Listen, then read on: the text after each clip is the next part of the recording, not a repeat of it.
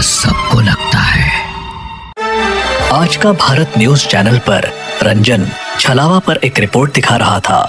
तभी संजय नाम के एक दूसरे एंकर ने वहां आकर वो शो बंद करवा दिया और फिर उनके बीच छलावे के होने और ना होने पर बहस छिड़ गई। तुम कहना क्या चाह रहे हो? छलावा मनगढ़ंत है? नहीं तो और क्या, किसी ने देखा है आज तक छलावे को? देखा है, मेरे गांव वालों ने देखा है। तुम्हारे गांव वाले तो जाहिल है। तूने लिमिट क्रॉस कर दी है संजय, अब मैं तुम्हें नहीं छोड़ूंगा। रंजन संजय को मारने आगे बढ़ा, पर तभी वहां चैनल का मालिक आ गया। ये क्या बच्चों की तरह लड़ रहे हो? सिर्फ कहने भर से कुछ नहीं होता, अपनी बात साबित करो तो जानू। रंजन तुम साबित करो कि छलावा होता है, और संजय तुम साबित करो कि छलावा नहीं होता। जो जीता उसे प्राइम टाइम का स्लॉट दिया जाएगा। फिर तो मेरा प्राइम टाइम कंफर्म। ज्यादा उड़ मत, चल मेरे गांव, चल तुझे दिखाता हूँ छलावा। हाँ चल रहा हूँ, तेरा उतरा हुआ मुंह देखने में मजा आएगा। रंजन और संजय अपनी अपनी टीम के साथ रंजन के गांव की ओर रवाना हुए। संजय के साथ प्रियल और जितेंद्र थे, जबकि रंजन के साथ रश्मि और हिमांशु।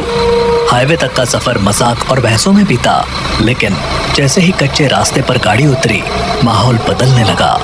चारों ओर सन्नाटा, बड़ी बड़ी पेड़ों की छाया और ठंडी हवा।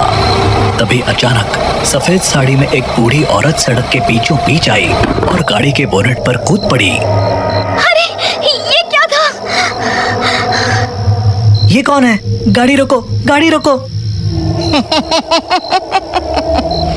अरे रुकने से अब कुछ नहीं होगा, छलावा तुम सबको नहीं छोड़ेगा। ये औरत कौन है? क्या कह रही है ये? कुछ नहीं, ये सब पागलपन है। बूढ़ी औरत बोनेट पर बैठी डरावनी हंसी हंस रही थी और लगातार डरावनी बातें कर रही थी। छलावा, छलावा ऐसा छल करेगा कि तुम अपनी असलियत तक भूल जाओगे। सभी लोग सहम गए, लेकिन संजय अब भी नहीं डरा। उसने गाड़ी से उतरकर बूढ़ी औरत को हटाने की कोशिश की। हट यहाँ से, वरना पुलिस बुलाऊंगा। ये वही औरत है जिसके पति को छलावा ने मारा था, तब से ये पागल हो गई है। ये सब बकवास है, छलावा फलावा कुछ नहीं होता। संजय ने किसी की बात नहीं मानी और बूढ़ी औरत को जबरदस्ती हटाकर गाड़ी चलाने लगा। बूढ़ी औरत ने जाते जाते जोर से कहा, तुम सब बर्बाद हो जाओगे, वो किसी को नहीं छोड़ेगा। बाप रे, क्या औरत थी ये? मेरी तो जान ही निकल गई थी। चल, वो बस पागल थी और कुछ नहीं। गांव पहुंचने पर सबने लोगों से छलावे के बारे में पूछा। कुछ गांव वाले चुपचाप मुंह बनाते हुए निकल गए, कुछ डरकर भाग गए और कुछ बोले, तुम शहर वालों को क्या मजाक सूझ रहा है? छलावे का नाम मत लो, यहाँ उसका नाम लेना भी अपशकुन होता है। हमें मरना नहीं है भैया। उन लोगों ने कई लोगों से बात करी और तब आखिरकार एक बूढ़े आदमी ने बताया कि छलावा रात को शहर और गांव के बीच वाले जंगल में दिखाई देता है, पर वहां जाना मतलब मौत को बुलावा देना है। लेकिन हमें जाना होगा। जाना तो होगा, तुझे गलत जो साबित करना है तो तय रहा, आज रात वहीं चलते हैं। बूढ़े आदमी ने उन्हें कई बार चेतावनी दी, लेकिन वो नहीं माने। रात के घने अंधेरे में वो सभी उस जंगल की ओर बढ़े। घना जंगल सन्नाटे में डूबा हुआ था। जुगनुओं की हल्की रोशनी और सूखे पत्तियों की चरबराहट माहौल को और डरावना बना रही थी। सबने अपने अपने कैमरा तैयार रखे थे ताकि हर पल रिकॉर्ड किया जा सके और बाद में न्यूज चैनल पर दिखाया जा सके।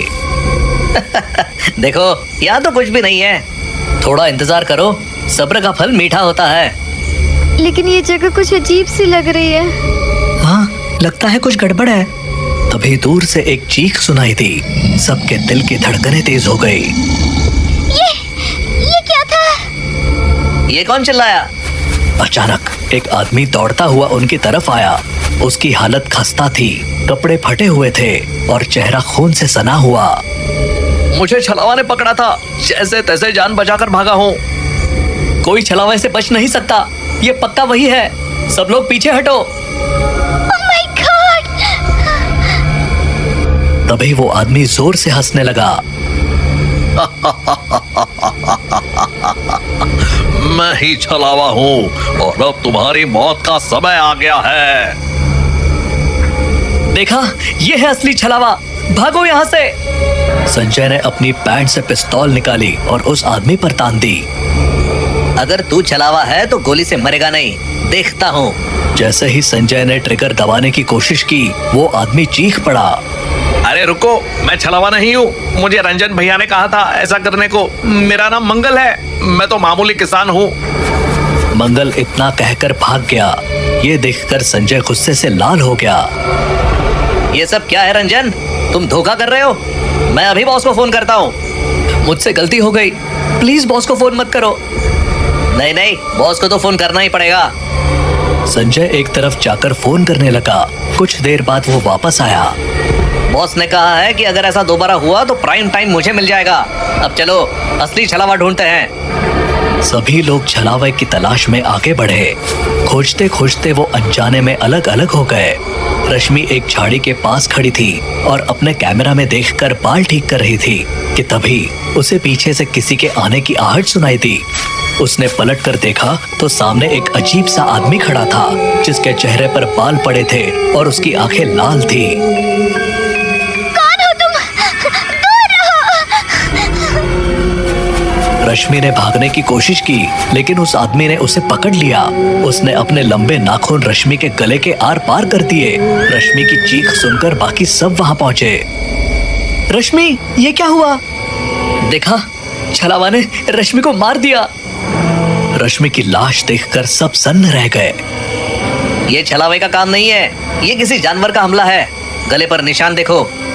लेकिन रश्मि का कैमरा कहाँ है? अरे हाँ, उसका कैमरा तो गायब है। घने जंगल के बीच चारों तरफ डर और सन्नाटा पसरा हुआ था। रश्मि की मौत के बाद सबके दिमाग में केवल एक ही सवाल था कि क्या वो रश्मि की लाश लेकर लौट जाए या छलावा को ढूंढे। रश्मि चली गई, अब कुछ नहीं हो सकता। पहले छलावा को ढूंढो। हाँ, यही सही है। ठीक है, पर मुझे तो लग रहा है कि आज हम सब मरने वाले हैं। तुम मेरी साइड हो ना, तो ऐसी बातें क्यों कर रही हो? सामने किसी की लाश पड़ी हो तो और कैसी बातें होंगी। प्रियल ने अपने बैग से एक दुपट्टा निकाला और रश्मि की लाश को ढक दिया। सभी आगे बढ़ने लगे। तभी हिमांशु का फोन बजा। वो बात करते करते बहुत धीमा हो गया और बाकी सभी आगे निकल गए। हिमांशु फोन पर बात कर ही रहा था कि अचानक किसी ने उसके दोनों पैरों को जोर से पकड़ लिया। वो मुंह के बल जमीन पर गिर पड़ा। उसने जल्दी से उठकर पीछे देखा, लेकिन वहाँ कोई नहीं था। उसका दिल तेजी से धड़कने लगा। कौन है वहाँ? वो तेजी से आगे भागने लगा, लेकिन अचानक किसी ने उसे पीछे से धक्का दे दिया। वो फिर से गिर पड़ा। उसने चीखते हुए रंजन और संजय को पुकारा। रंजन, संजय, मेरी मदद करो। हिमांशु जैसे तैसे उठकर खड़ा हुआ तो उसने देखा कि वही अजीब आदमी जिसके चेहरे पर बाल पड़े थे उसके सामने खड़ा था। वो चपटा और हिमांशु को पकड़कर जमीन पर गिरा दिया। उसने हिमांशु का चेहरा नोचना शुरू कर दिया। हिमांशु की चीखों से जंगल गूंज उठा। बाकी सब उसकी चीखें सुनकर वहां पहुंचे, लेकिन उन्हें सिर्फ वहां हिमांशु की लाश मिली। उसका चेहरा इतना बिगड़ चुका था कि पहचानना मुश्किल था। ये क्या हो गया? और हिमांशु का कैमरा भी गायब है। ऐसा लगता है छलावा हम में से ही कोई एक है। चुप रहो रंजन, मुझे तो लगता है तुम छलावे को साबित करने के लिए लोगों को मार रहे हो। तुम एक कातिल हो। प्राइम टाइम के लिए इतना तो मत गिरो। Shut up. चाहे जो हो, कातिल तो यही है। What the hell? Jitendra Sanjay की तरफ आ गया और रंजन बस चिल्ला रहा था, लेकिन कोई उसकी बात सुनने को तैयार नहीं था। सभी तय करने लगे कि अब उन्हें जंगल छोड़ देना चाहिए। तुम सब भाग जाओ, मैं साबित करूंगा कि छलावा सच में होता है। संजय, प्रियल और जितेंद्र आगे बढ़ गए। रंजन अकेला धीरे धीरे चलने लगा। थोड़ी देर बाद रंजन को संजय की लाश दिखाई दी। वो ये देखकर हैरान रह गया। ये कैसे हुआ और कब हुआ और वो दोनों कहाँ हैं? एक मिनट, क्या इसका मतलब संजय भी छलावा है? तभी उसे जोर की चीखें सुनाई दी। वो दौड़कर उस जगह पहुंचा जहां प्रियल और जितेंद्र की लाशें पड़ी थी और पास में संजय खड़ा हंस रहा था। हे भगवान, ये क्या किया तुमने? मैं ही छलावा हूँ और अब तुम्हारी बारी है। रंजन ने तुरंत अपने बॉस को वीडियो कॉल लगाया। मैं सबूत के साथ साबित करूंगा कि छलावा असल में है। लेकिन इससे पहले कि कॉल उठती, संजय रूपी छलावा ने उसे पकड़ लिया। जब ये संजय कॉल करने गया था, मैंने तभी इसको मार दिया था।